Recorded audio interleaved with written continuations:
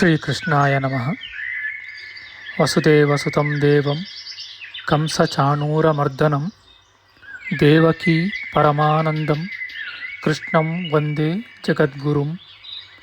ಬ್ರಹ್ಮಸ್ಥಾನ ಸರೋಜಮಧ್ಯವಿಲಸತ್ ಚೀತಾಂಶುಪೀಠಸ್ಥಿತಂ ಸ್ಫೂರ್ಜತ್ಸೂರ್ಯರುಚಿಂ ವರಾಭಯಕರಂ ಕರ್ಪೂರಕುಂದೋಜ್ವಲಂ ಶ್ವೇತಸ್ರಗ್ವಸನಾನುಲೇಪನಯುತಂ ವಿದ್ಯುದೃಚಾ ಕಾಂತಯ ಸಂಶ್ಲಿಷ್ಟಾರ್ಧತನುಂ ಪ್ರಸನ್ನವದನಂ ವಂದೇ ಗುರುಂ ಸಾದರಂ.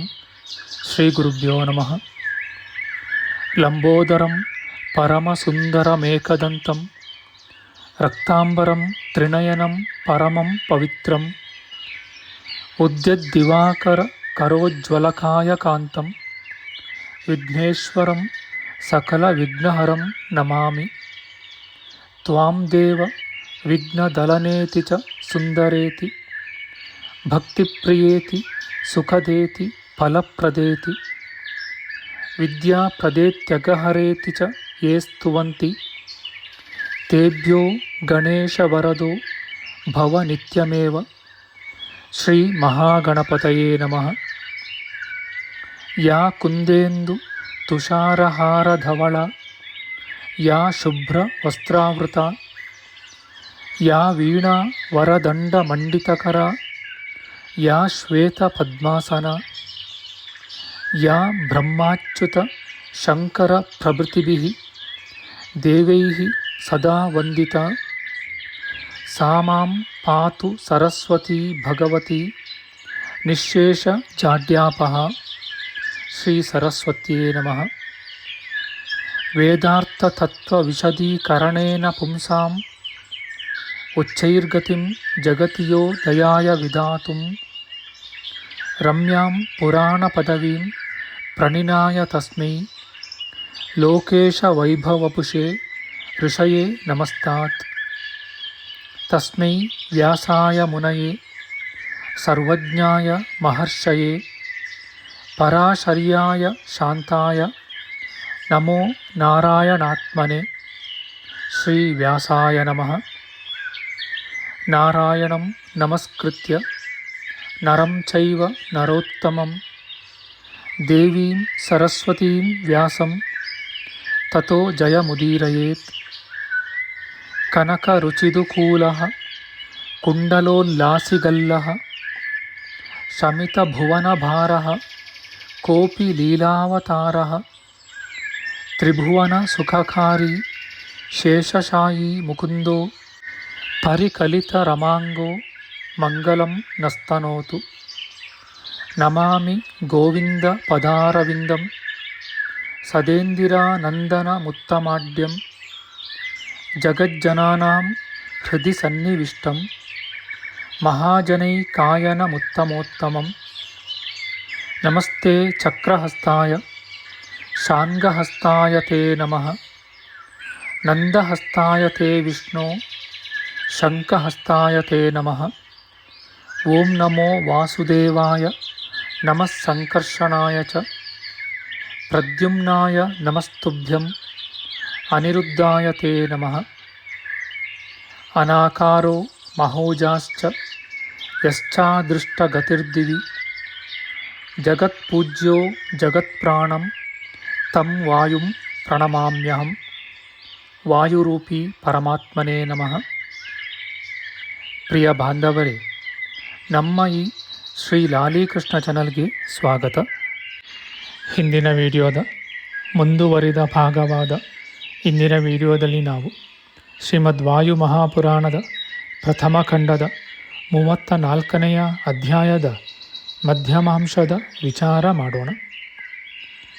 ಈ ಅಧ್ಯಾಯದಲ್ಲಿ ಜಂಬೂದ್ವೀಪ ವರ್ಣನೆ, ಭಾರತ, ಕಿಂಪುರುಷ, ಹರಿ, ಇಲಾವೃತ, ರಮ್ಯಕ, ಹಿರಣ್ಮಯ, ಕುರು ಎಂಬ ಸಪ್ತವರ್ಷಗಳು, ನಿಷಧ, ನೀಲ, ಹಿಮವಂತ, ಹೇಮಕೂಟ, ಮೇರು, ಶೃಂಗವಂತ, ಶ್ವೇತಶೃಂಗ ಎಂಬ ಸಪ್ತ ಪರ್ವತಗಳ ವಿಚಾರ ಮಾಡೋಣ. ಶ್ರೀಕೃಷ್ಣಾಯ ನಮಃ. ಸೂತಮುನಿಯು ಮುಂದುವರಿಸಿ ಹೇಳುತ್ತಾರೆ, ಇಲಾವೃತ ವರ್ಷದ ಮುಂದೆ ಇರುವ ನೀಲಗಿರಿಯಿಂದ ಸಹಿತವಾದ ವರ್ಷವು ರಮ್ಯಕ ವರ್ಷವೆಂದು, ಅದರ ಮುಂದಿರುವ ಶ್ವೇತಗಿರಿಯುತವಾದ ವರ್ಷವು ಹಿರಣ್ಮಯ ವರ್ಷವೆಂದು ಪ್ರಸಿದ್ಧವಾಗಿವೆ. ಅದರ ಮುಂದೆ ಶೃಂಗವಂತ ಪರ್ವತವಿರುವ ವರ್ಷವು ಕುರುವರ್ಷವೆಂದು ಪ್ರಸಿದ್ಧವಾಗಿದೆ.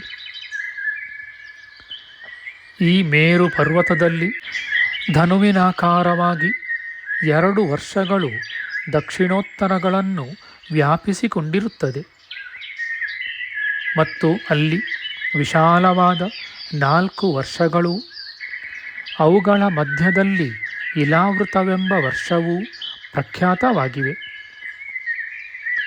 ನಿಷಧ ಪರ್ವತದ ಕೆಳಭಾಗವನ್ನು ದಕ್ಷಿಣ ಭಾಗದ ವೇದ್ಯರ್ಧವೆಂದೂ, ನೀಲಪರ್ವತದ ಪರಭಾಗವನ್ನು ಉತ್ತರ ಭಾಗದ ವೇದ್ಯರ್ಧವೆಂದೂ ಕರೆಯುವರು.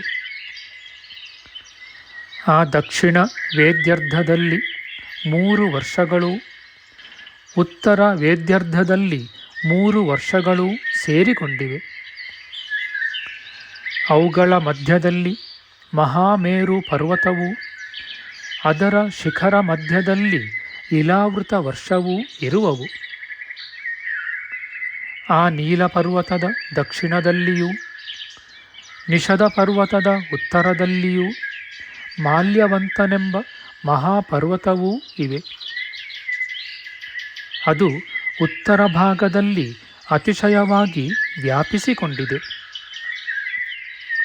ಅದು ಇತರ ಪರ್ವತಕ್ಕಿಂತಲೂ ಅಧಿಕವಾಗಿ 1000 ಯೋಜನ ವಿಸ್ತಾರವನ್ನೂ 34,000 ಯೋಜನ ದೀರ್ಘತೆಯನ್ನು ಹೊಂದಿರುವುದು. ಈ ಪರ್ವತದ ಪಶ್ಚಿಮದಲ್ಲಿ ಗಂಧಮಾದನವೆಂಬ ಪರ್ವತವು ಇರುವುದೆಂದು ತಿಳಿಯಬೇಕು. ಅದು ಮಾಲ್ಯವತ್ ಪರ್ವತದಂತೆ ವಿಸ್ತಾರವನ್ನು ಹೊಂದಿದೆ. ವರ್ತುಲಾಕಾರಗಳಿಂದ ಆ 2 ಪರ್ವತಗಳ ಮಧ್ಯದಲ್ಲಿ 4 ವರ್ಣಗಳಿಂದ ಕೂಡಿಯೂ ಸುವರ್ಣಮಯವೂ 4 ಮೂಲೆಗಳಲ್ಲಿ ಸಮವಾದ ಔನ್ನತ್ಯವುಳ್ಳದ್ದೂ ಸ್ವತಃ ಉನ್ನತವೂ ಅವ್ಯಕ್ತಗಳಾದ ಧಾತುಗಳಿಂದ ಸಹಿತವೂ ಅನೇಕ ನದಿಗಳಿಗೆ ಜನಕವೂ ಆದ ಮೇರು ಪರ್ವತವು ಪ್ರಸಿದ್ಧವಾಗಿದೆ. ಅವ್ಯಕ್ತ ತತ್ವದಿಂದ ಅತಿ ವಿಶಾಲವಾದ ಪೃಥ್ವೀರೂಪವಾದ ಕಮಲವು ಉತ್ಪನ್ನವಾಯಿತು. ಆ ಪೃಥ್ವೀರೂಪವಾದ ಪದ್ಮದಲ್ಲಿ ಮೇರುಗಿರಿ ಎಂಬ ಕರ್ಣಿಕೆಯೂ, ಚಾತುರ್ವರ್ಣ್ಯಗಳೆಂಬ 4 ಎಲೆಗಳೂ, ರೂಪ ರಸ ಗಂಧ ಸ್ಪರ್ಶ ಶಬ್ದ ಈ ವಿಷಯಗಳೆಂಬ ಗುಣವೂ ಉತ್ಪನ್ನಗಳಾದವು. ಎಲೆ ವಿಪ್ರರೇ, ಅನಂತರ ಅನೇಕ ಜನ್ಮಾನುಗುಣವಾಗಿ ಸಂಪಾದಿಸಲ್ಪಟ್ಟ ಪುಣ್ಯ ಪಾಪಗಳಿಗೆ ಅನುಗುಣಗಳಾದ ನಾನಾ ವೃತ್ತಿಗಳು ಉತ್ಪನ್ನಗಳಾದವು. ಸರ್ವ ಪ್ರಾಣಿಗಳಿಂದ ಪೂಜ್ಯನೂ ನಮ್ರವಾದ ಸ್ವಭಾವವುಳ್ಳವನೂ ಮಹಾತ್ಮನೂ ಪುರುಷೋತ್ತಮನೂ ಮಹಾಯೋಗಿಯೂ ಜಗತ್ತಿಗೆ ಹಿರಿಯವನೂ ಮಹದೈಶ್ವರ್ಯ ಸಂಪನ್ನನೂ ಸರ್ವಲೋಕಾಂತರ್ಯಾಮಿಯೂ ಅನಂತನೂ ಅಮೂರ್ತನೂ ಆದ ಮಹಾದೇವನು ಉತ್ಪನ್ನನಾದನು. ಆ ಭಗವಂತನು ಸರ್ವಾಂತರ್ಯಾಮಿಯೂ ಯೋಗ ಮಹಿಮೆಯುಳ್ಳವನೂ ಸರ್ವೇಶನೂ ಆಗಿರುವುದರಿಂದ ಅವನ ಶರೀರವು ಪ್ರಕೃತಿ ಸಂಬಂಧವಾದ ಮಾಂಸ ಮೇಧಸ್ಸು ಮೂಳೆ ಇವುಗಳಿಂದ ಜನ್ಯವಾಗಿಲ್ಲ. ಕೇವಲ ಅಪ್ರಾಕೃತ ದಿವ್ಯ ಶರೀರವುಳ್ಳವನಾಗಿರುವನು. ಆ ಭಗವನ್ ನಿಮಿತ್ತಕವೂ ಸನಾತನವೂ ಆದ ಲೋಕರೂಪವಾದ ಕಮಲವು ಆ ಕಲ್ಪದ ಆದಿಯಲ್ಲಿ ಉದ್ಭವಿಸಿತ್ತು. ಕಾಲಗತಿಯೇ ಹೀಗಿರುವುದು.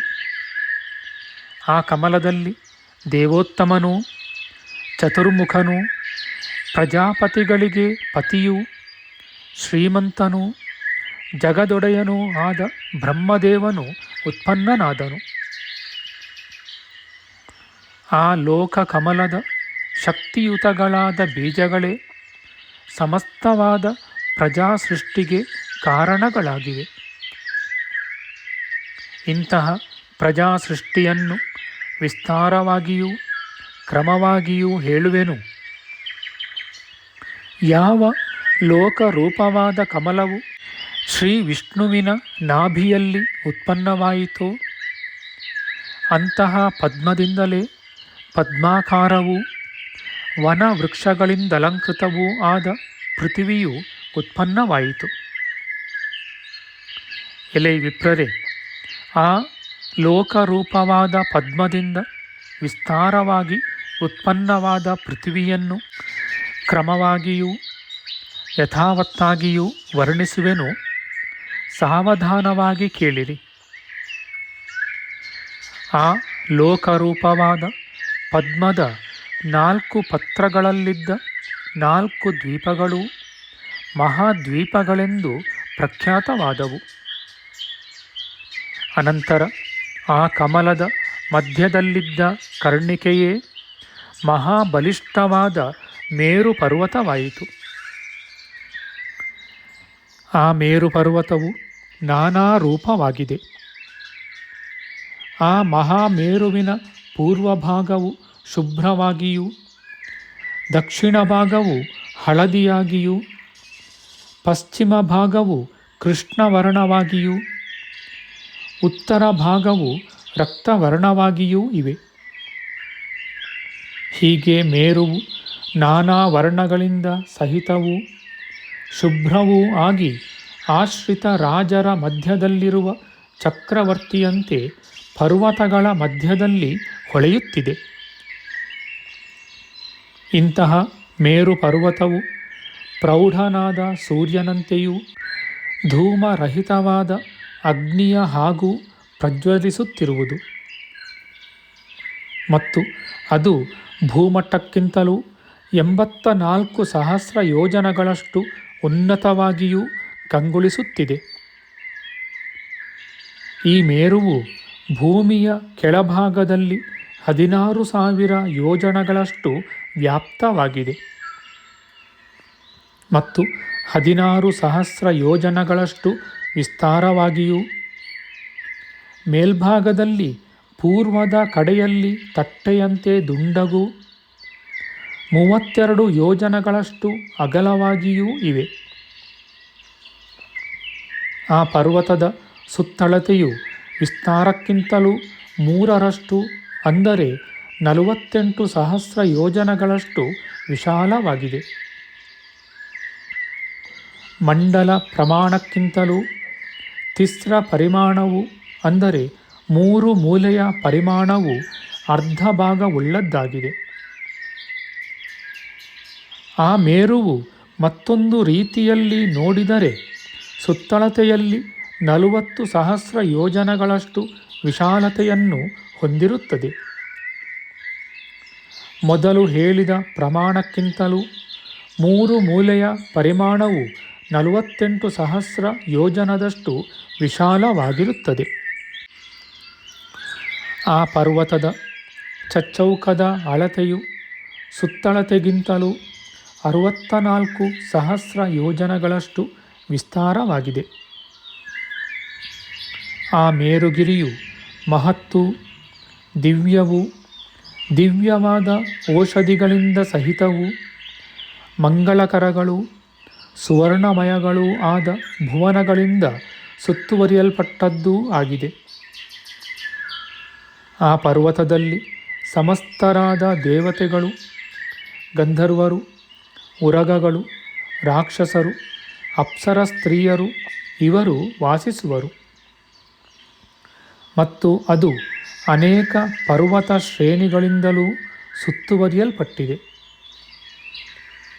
ಆ ಮೇರುಗಿರಿಯು ಅನೇಕ ಪ್ರಾಣಿಗಳನ್ನು ರಕ್ಷಿಸುವ ಭುವನಗಳಿಂದ ಸುತ್ತಲ್ಪಟ್ಟಿದೆ.